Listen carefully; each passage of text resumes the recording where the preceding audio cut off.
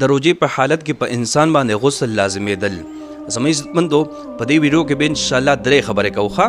اوله خبره به دا وي چې د روجې په حالت کې په انسان باندې غسل لازم شي، آیا دې سره د روجه خرابېږي او که نه خرابېږي؟ یو خبره به پکې انشاءالله دا کوم.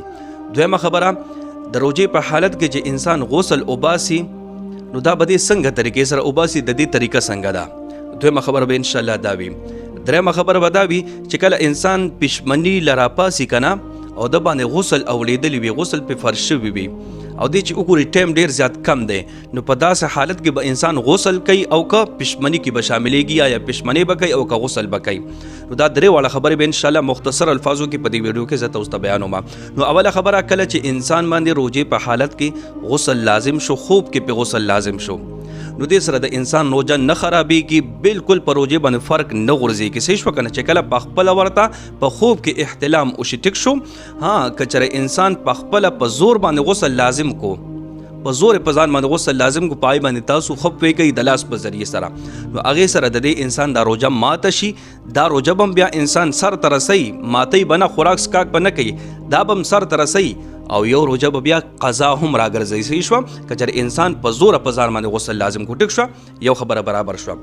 دویمه خبره، چې کله انسان پښمني دپاره راپاسي او دې چې ګوري ډېر لږ ټایم پاتې دی، 15 منټه یا 10 منټه پاتې دی، نو دی وایي او د باندې غسل لازم شوی دی، دی وایي که زه اوس غسل کوم بس پښمني رانه لړو، اذان را باندې راخلي، او که خوراک او پښمني کې شاملې کړم نو آیا غسل حالت کې پښمني کولی شم یا نشم کولی؟ نو په داسې حالت کې به انسان پښمني کې شامل شي. پښمني کې د شامل شي، د غسل په حالت کې بالکل خوراک هم کولی شي، سکاک هم کولی شي، اوبه هم کولی شي، چای هم څښلی شي، هر څه پکې کولی شي د غسل په حالت کې. دا به وکړي ښه په کلاره تسلۍ سره پښمني، بیا به خیر د سحر اذان نه پس غسل وکړي، د سحر مونځ نه مخکې ټیک شو، غسل به بیا وباسي ټیک شو. خو چې تاسو روجه شوه، یعنی سحر اذان نه رسته تاسو غسل وباسئ، نو اوس په څنګه طریقې سره تاسو غسل وباسئ دا ضروري خبره ده.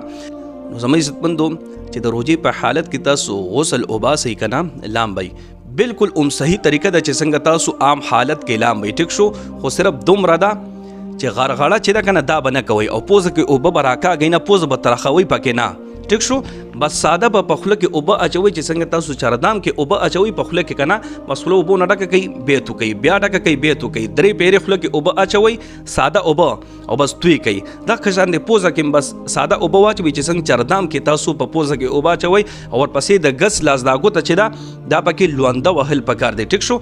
باقي صحیح طریقه ده چې څنګه تاسو عام حالاتو کې د غسل طریقه ده اوباسئ، دغه طریقې ده، نور څه تبدیلي پکې نشته دی، خو صرف غرغړه او پوزه کې اوبه راخکل به پکې نه کوئ ټیک شو. دلته بیا بعضې خلک تپوس کوي چې روجې په حالت کې هم موږ دې طریقې سره غسل وباسو چې خوله کې اوبه واچو صرف، او پوزه کې اوبه صرف واچو. خو چې کله بیا روجه ماته کو ماښام په ټایم کې، ماښام اذان نه پس په بیا وروستو غرغړې او پوزه کې اوبه راکاږو او که نه به راکاږو، نو بیا بس د دې بالکل ضرورت نشته دی ټیک شو. بس چې تاسو روجې په حالت کې دا کوم غسل وکړو که نه، خوله کې مو اوبه واچولې او پوزه کې مو اوبه صرف واچولې، بس دا کافي دی، دې سره ستاسو مکمل غسل ووتو. ماښام اذان نه پس بیا نه د غرغړو ضرورت شته دی، نه پوزه کې اوبه راښکو ضرورت شته دی، او نه د دوباره غسل ضرورت شته دی. بس عمدغه کا روجې په ټایم کې بس دا سهولت دی. او بله دا چې په غسل کې خوله کې اوبه اچول فرض دی، غرغړه فرض نه ده، او پوزه کې اوبه اچول فرض دی، راښکل فرض نه دی.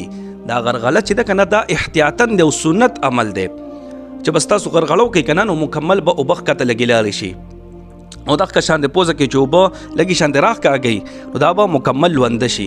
دا احتیاطاً او سنت طریقه ده ټیک شو، فرض نه ده. فرض په دې کې څه دي؟ فرض په خوله کې اوبه اچول دی او پوزه کې اوبه راښکل نه دي، پوزه کې اوبه اچول فرض دی. صحیح شوه؟ نو امید دی چې انشاءالله تاسو په دې درې واړو خبرې باندې پوه شوي یئ. که بیا هم پکې درته څه مسله وي، څه اشکال وي، څه تپوس وي، کمنټ وکړئ، انشاءالله زه به بیا تاسو مزید پوه کړم ټیک شوه جي. الله رب العزت مو خوشحاله باد ساته، دعاګانې کوئ، دعاګانې به کوو. الله په امان.